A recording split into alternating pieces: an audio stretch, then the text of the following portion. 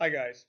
For this assignment of next generation learning in what is digital life, as you watch the video from TED Talks, what I want you to do is consider on how has information technology, how has algorithms, how has the internet changed how you live. And also, I want you to think about what do you think it'll look like in the future? What will it look like 5 years from now, 10 years from now? And then as you start to think about those questions, start to consider implications and start to consider elements that may influence you in the use of the internet.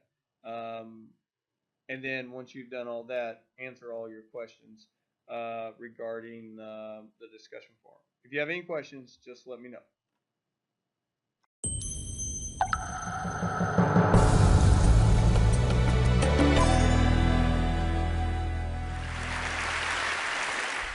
Throughout the history of computers, we've been striving to shorten the gap between us and digital information, the gap between our physical world and the world in the screen where our imagination can go wild. And this gap has become shorter,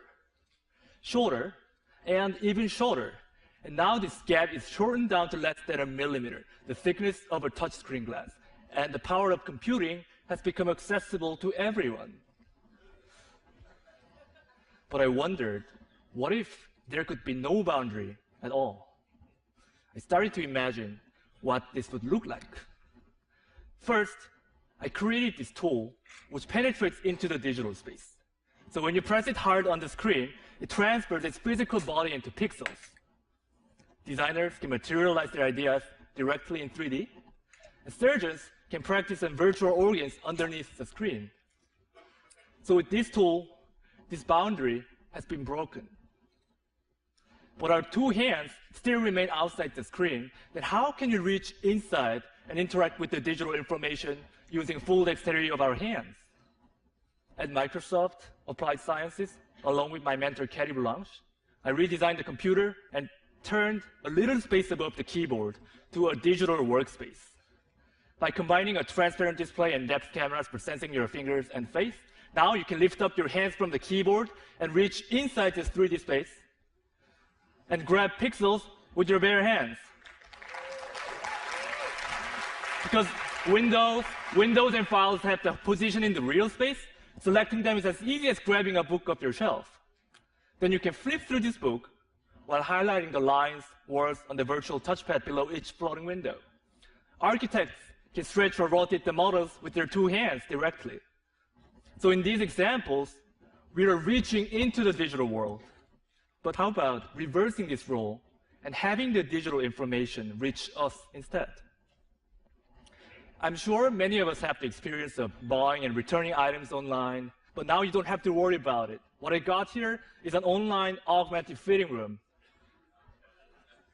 This is a view that you get from head-mounted or see-through display when the system understands the geometry of your body. Taking this idea further, I started to think, instead of just seeing these pixels in our space, how can we make it physical so that we can touch and feel it? What would such a future look like?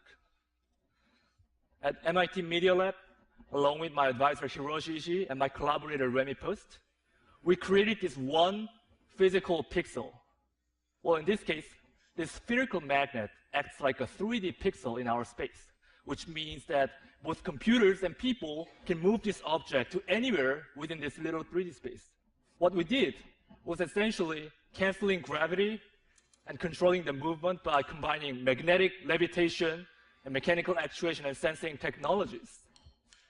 And by digitally programming the object, we're liberating the object from constraints of time and space, which means that now human motions can be recorded and played back and left permanently in the physical world.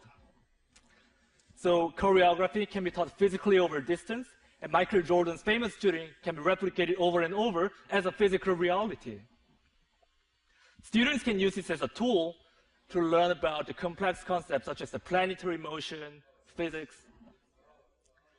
And unlike computer screens or textbooks, This is the real, tangible experience that you can touch and feel, and it's very powerful.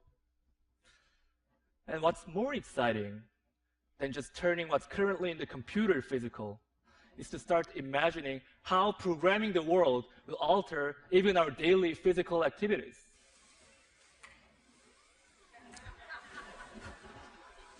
As you can see, the digital information will not just show us something, but it will start directly acting upon us as a part of our physical surroundings without disconnecting ourselves from our world.